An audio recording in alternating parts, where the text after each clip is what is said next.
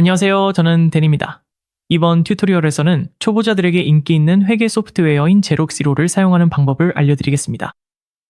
제로를 완전히 처음 접하시는 분들도 이 영상을 통해 은행 계좌를 연결하고 제로 대시보드를 탐색하는 방법, 은행 거래를 조정하는 방법, 송장과 견적서를 보내는 방법, 그리고 청구서를 관리하고 비즈니스 현황을 정확히 보여주는 보고서를 실행하는 방법까지 모두 배우실 수 있습니다. 따라 하시기 위해 회계 경험이 전혀 필요하지 않습니다. 진행하면서 모든 내용을 쉽게 설명해 드릴게요. 이 튜토리얼이 끝나면 제로에서 일상적인 회계 업무를 부담 없이 관리하는 방법을 알게 되실 겁니다. 시작하려면 제로에 가입하는 방법과 어떤 요금제를 선택해야 하는지 먼저 보여드릴게요. 첫 번째 단계는 화면 아래에 보이는 특별 링크를 사용해서 가입하거나 영상 설명란의 첫 번째 링크를 클릭하는 것입니다. 그 링크를 통해 가입하시면 처음 6개월 동안 90% 할인을 받으실 수 있는데 이 혜택은 제로 공식 홈페이지에서도 찾기 힘든 더 좋은 조건입니다. 그 링크를 클릭하시면 저와 함께 이 페이지로 이동하게 됩니다. 6개월간 90% 할인받기를 클릭하세요. 그 다음 제로를 시작하기 위해 연락처 정보를 입력하세요. 정보를 입력하셨으면 아래로 스크롤해서 다음 확인을 클릭하세요. 제로에서 이메일을 보내드릴 테니 받은 편지함을 열고 확인 이메일을 찾아서 열고 시작하기를 클릭하세요. 비밀번호를 선택한 후 계정 활성화를 클릭하세요. 그 다음 사업 정보를 입력하고 지금 구매를 클릭하면 제로가 사업 설정을 시작합니다. 이 화면에서는 모든 제로 요금제를 비교할 수 있습니다. 이 영상에서는 Early 요금제를 선택하겠지만 각 요금제의 차이점을 알아두는 것이 좋습니다. Early 요금제는 기본적인 기능을 모두 제공하지만 한 달에 송장 20개와 청구서 5개로 제한됩니다. Growing 요금제는 이러한 제한을 없애고 제로의 자동 대조 기능을 추가하며 Establish 요금제는 프로젝트 시간 추적이나 다중 통화와 같은 추가 기능을 제공합니다. 잘 모르겠다면 Early 요금제로 시작해도 되고 나중에 언제든지 업그레이드 할 수 있습니다. 요금제를 선택하면 처음 6개월 동안 90% 할인이 적용된 것을 확인할 수 있습니다. 여기서 계속 진행을 선택하세요. Early 요금제에는 추가 가능한 애드온이 없으니 결제 계정으로 계속 진행하겠습니다. 이 화면에서 사업장 주소를 입력하여 결제 계정을 생성하세요. 그런 다음 검토 및 결제로 계속 진행하세요. 결제 정보를 입력한 후 확인을 클릭하여 구매를 완료하세요. 구독이 확인되면 완료를 클릭하세요. 그 후 제로가 온보딩을 맞춤화하기 위해 몇 가지 질문을 할 수 있습니다. 이 질문들에 너무 신경 쓰지 마세요. 왜냐하면 앱 안에서 모든 것을 어떻게 하는지 제가 직접 보여드릴 거니까요. 설문지를 완료하기 위해 가장 적합한 답변을 선택하시면 됩니다. 질문에 답변을 마치면 아마도 홈페이지로 이동하게 될 거예요. 만약 그렇지 않다면 이 탭을 클릭해서 이동할 수 있습니다. 지금은 다른 탭들은 닫겠습니다. 그리고 우리가 가장 먼저 해야 할 일은 은행 계좌를 연결하는 것입니다. 그 전에 시작하기 전에 한 가지 간단한 안내가 있습니다. 오늘 제가 녹화하는 시점에서 시로는 이렇게 보이지만 온라인 회계 소프트웨어는 항상 업데이트되고 있습니다. 이 튜토리얼을 보실 때쯤이면 일부 버튼의 위치가 약간 달라져 있을 수도 있지만 전체적인 흐름은 대체로 비슷할 것입니다. 홈페이지에서 회계를 클릭한 다음 은행 계좌를 선택하세요. 그리고 오른쪽 상단에서 은행 계좌 추가를 클릭합니다. 은행을 연결하는 것은 설정 과정에서 가장 중요한 부분 중 하나입니다.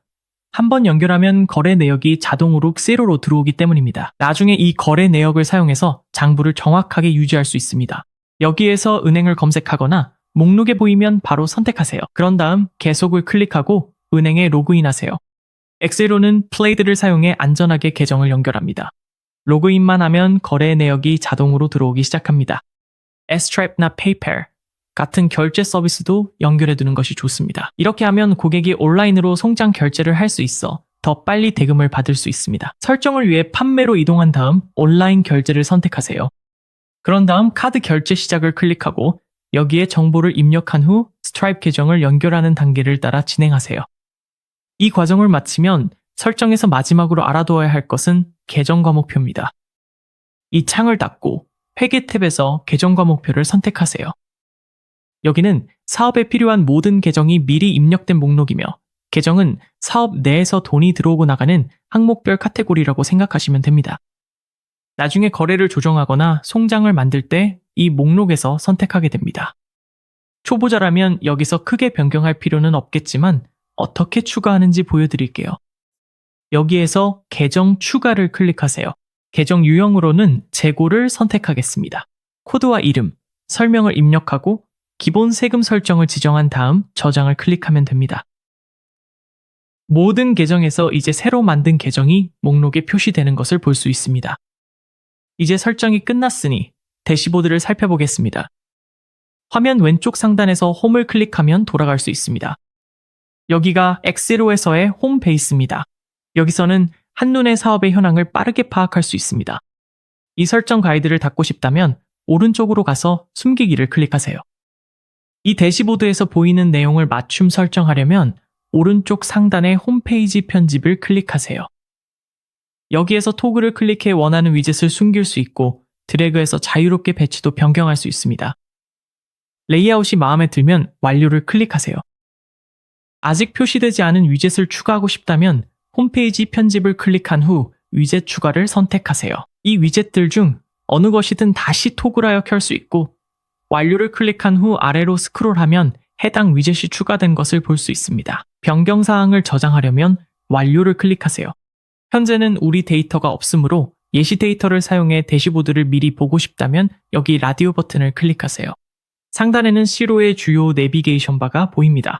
이것이 바로 이동하는 방법입니다.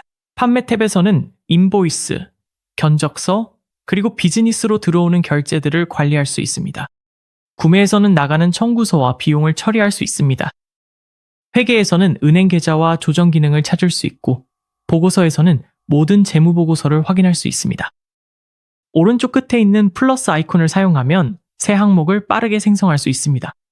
잭스는 시로의 AI 어시스턴트이며 이 버튼을 클릭해서 접근할 수 있습니다.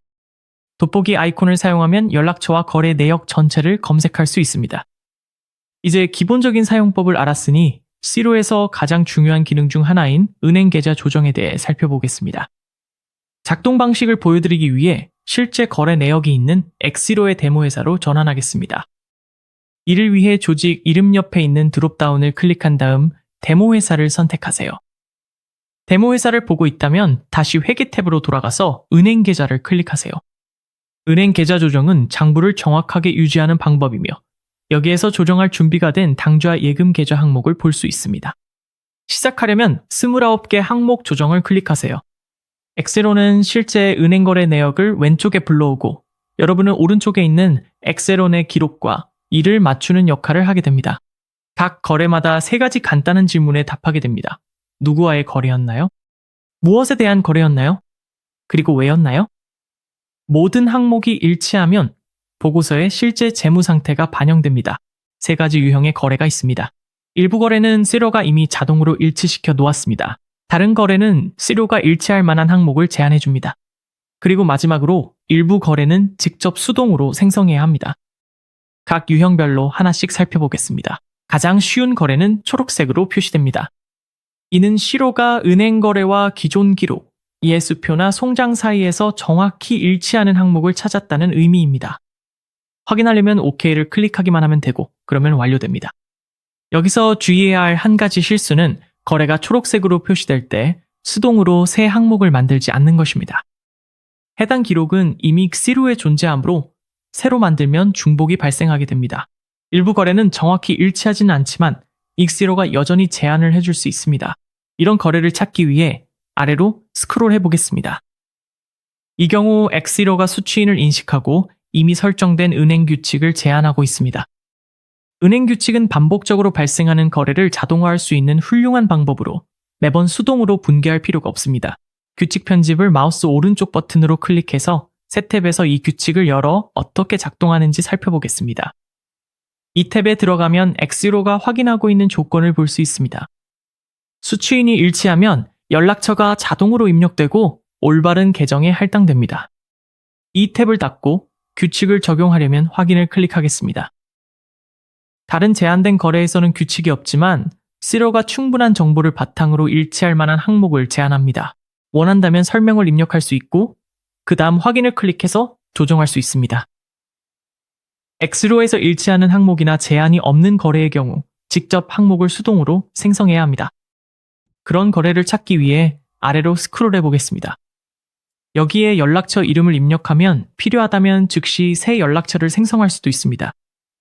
그 다음 여기에서 계정을 선택하세요.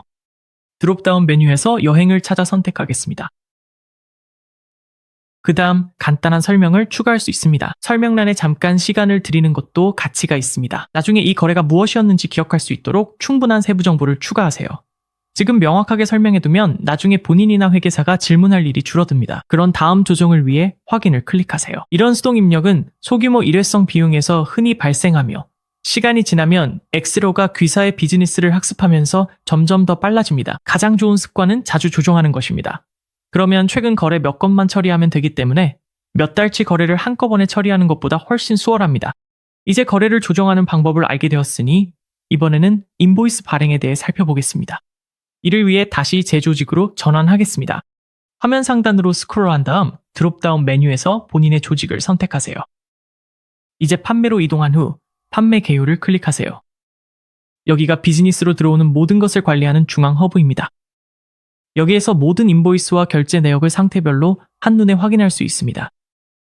여기에서 인보이스를 생성할 것이고 전용 인보이스 페이지도 함께 보여드리겠습니다. 생성 옆에 있는 화살표를 클릭한 다음 인보이스를 선택하세요. 만약 이번이 첫 번째 인보이스라면 C로에서 인보이스 템플릿을 설정하라는 메시지가 표시될 수 있습니다. 자동으로 메시지가 표시되지 않는 경우 이런 배너가 보일 것이고 여기에서 세부 정보를 추가할 수 있습니다. 여기에서 로고와 주소를 추가하면 발송하는 모든 인보이스에 해당 정보가 포함됩니다. 이 튜토리얼에서는 이 부분을 건너뛰겠지만 여러분께서는 잠깐 시간을 내어 이 작업과 스트라이프 설정을 완료하시길 권장합니다. 계속해서 인보이스를 만들기 위해 취소를 클릭하겠습니다. 가장 먼저 해야 할 일은 연락처를 추가하는 것입니다. 연락처 입력란에 이름을 입력하기 시작하면 해당 연락처가 아직 없다면 이 버튼을 사용해 바로 생성할 수 있습니다. 여기에서 연락처 정보를 업데이트한 후 저장을 클릭하세요. 그러면 상단에 몇 가지 추가 입력란이 표시됩니다. 발행일은 기본적으로 오늘 날짜로 설정되며 여기에서 만기일을 지정할 수 있습니다. 엑스로가 자동으로 인보이스 번호를 생성하지만 변경할 수도 있고 나중에 검색할 수 있도록 참고란도 있습니다. 그리고 아래쪽에서는 항목을 추가할 수 있습니다. 이 항목 입력란을 클릭하세요. 이제 막 시작하는 단계이므로 새 항목을 생성하겠습니다. 이 항목에 코드 NGB 화이트를 입력하고 이름도 지정하겠습니다. 판매 가격은 660으로 입력하고 판매 계정을 선택합니다. 판매 계정은 수익이 기록되는 곳이므로 여기서는 4,000번 판매와 같은 수익 계정을 선택해야 합니다. 세율은 면세로 유지하겠습니다. 설명을 추가하거나 수정할 수 있고 그런 다음 저장을 클릭하겠습니다. 인보이스 화면으로 돌아와서 수량을 변경할 수 있는데 저는 10을 입력하겠습니다. 그리고 여기에서 할인도 추가할 수 있습니다. 할인은 숫자 값이나 백분율로 입력할 수 있습니다. 저는 10%를 입력하겠습니다. 그런 다음 행 추가를 클릭해서 더 많은 항목을 추가하며 인보이스를 계속 작성할 수 있고 맨 오른쪽에 휴지통 아이콘을 클릭해서 언제든지 행을 삭제할 수 있습니다. 인보이스가 마음에 들면 승인하고 한 번에 이메일로 보낼 수 있습니다. 하지만 아직 보낼 준비가 되지 않았다면 이 드롭다운을 클릭한 다음 승인을 클릭하세요. 나중에 승인된 인보이스를 보낼 준비가 되면 판매로 이동한 다음 인보이스를 클릭하세요. 이 인보이스를 클릭해서 열고 오른쪽 상단의 점색의 메뉴를 사용해서 이메일을 선택할 수 있습니다. 그런 다음 제목과 메시지를 검토하고 필요한 변경을 한 뒤 만족스러우면 바로 보낼 수 있습니다. 이제 인보이스를 보냈으니 견적서와 제품에 대해 간단히 살펴보겠습니다. 견적서는 고객이 결정을 내리기 전에 비용을 미리 안내할 수 있어 유용하며 고객이 수락하면 견적서를 바로 인보이스로 전환할 수 있습니다. 상단 내비게이션에서 판매를 클릭한 다음 견적서를 선택하세요. 오른쪽 상단에 새 견적서를 클릭하면 여기에 입력란이 인보이스와 매우 비슷하다는 것을 알 수 있습니다. 연락처를 입력하고 필요하다면 발행일을 수정한 뒤 만료일을 추가하고 항목을 추가하세요. 검토를 마치고 필요한 변경을 했다면 보내기를 클릭하세요. 여기서 제목과 메시지를 작성하라는 안내가 나옵니다. 인보이스에서 했던 것처럼 내용을 검토할 수 있고 준비가 되면 보낼 수 있습니다. 견적서를 보려면 판매를 클릭한 다음 견적서를 선택하세요. 방금 보낸 견적서는 바로 여기 보낸 편지함 탭에 있습니다. 이 튜토리얼에서는 고객을 대신해 보낸 견적서를 승인할 수 있으니 Accept Pipeline으로 이동시킬 수 있습니다. 이렇게 하려면 이동시키고 싶은 견적서를 선택한 다음 승인을 클릭하세요. 그러면 견적서가 여기 승인됨 탭으로 이동합니다. 마지막으로 청구할 준비가 되면 이 승인된 견적서를 사용해 인보이스를 생성할 수 있습니다. 인보이스 생성을 클릭하고 인보이스로 표시와 생성을 차례로 누릅니다. 모든 세부 정보는 견적서에서 자동으로 넘어오며 저는 저장하고 닫겠습니다. 인보이스 페이지에서 이 인보이스가 현재 임시 저장 상태에 있고 원래 시작했던 견적서를 참조하고 있음을 확인할 수 있습니다. 앞서 첫 번째 인보이스를 설정할 때 상품을 하나 만들었습니다. 모든 상품이 어디에 있는지 확인하려면 상단의 판매로 이동한 후 상품 및 서비스를 클릭하세요. 여기에서 판매하는 모든 상품을 확인하고 가격과 설명을 업데이트하며 인보이스 화면으로 가지 않고도 새 상품을 추가할 수 있습니다. 새로운 상품을 만들어야 할 때마다 여기에서 새 항목을 클릭하면 됩니다. 그런 다음 필요한 모든 정보를 입력하고 새 항목을 추가할 수 있습니다. 다음으로 청구서와 구매 주문서에 대해 이야기해 보겠습니다. 청구서는 공급업체에게 지불되는 비용, 즉 사업에서 나가는 돈을 추적하는 방법입니다. 청구서로 이동하려면 구매를 클릭한 다음 청구서를 선택하세요. 왜 굳이 그리로에서 청구서를 만들어야 할까요? 그냥 결제하면 은행 내역에 나타나지 않나요? 라고 궁금하실 수 있습니다. 물론 그렇게 할 수도 있지만 은행 잔고는 이미 일어난 일만 보여줍니다. 만약 다음 주에 큰 금액의 청구서가 예정되어 있다면 은행 잔고만으로는 이를 알 수 없습니다. 하지만 C로에 청구서를 입력하면 그 내역이 현금 흐름 보고서에 표시됩니다. 이렇게 하면 실제로 돈이 빠져나가기 전에 C로가 정확하게 앞으로 나갈 금액을 보여줄 수 있습니다. 은행 잔고는 과거를 보여줍니다. 청구서는 미래를 이해하는 데 도움이 됩니다. 청구서는 여러 가지 방법으로 만들 수 있지만 지금은 새 청구서를 클릭한 다음 드롭다운에서 다시 새 청구서를 선택하세요. 여기 상단에 청구서 세부 정보를 입력하고 아래에는 항목들을 추가하세요. 모든 내용이 올바르면 승인을 클릭하세요. 다음으로 넘어가기 전에 C로에서 결제가 실제로 어떻게 이루어지는지 이해하는 것이 중요합니다. 엑셀로는 공급업체에게 돈을 직접 보내지 않습니다. 보통 실제로는 은행이나 신용카드를 통해 청구서를 결제하고 그 결제의 내역이 나중에 은행 피드에 나타나게 됩니다. 결제 내역이 나타나면 이전에 했던 것처럼 은행 조정 과정에서 해당 내역을 맞춰주면 됩니다. 이제 청구서에 대해 이해했으니 그보다 한 단계 앞선 과정인 구매 주문서에 대해 살펴보겠습니다. 구매 주문서는 공급업체에게 원하는 상품과 가격을 확인하기 위해 그들이 물건을 보내거나 청구서를 보내기 전에 전달하는 문서입니다. 구매 주문서를 만들려면 구매를 클릭한 다음 구매 주문서를 선택하세요. 그런 다음 오른쪽 상단에 새 구매 주문서를 클릭하세요. 먼저 연락처 필드에서 공급업체를 선택하고 날짜와 배송 날짜를 확인하세요.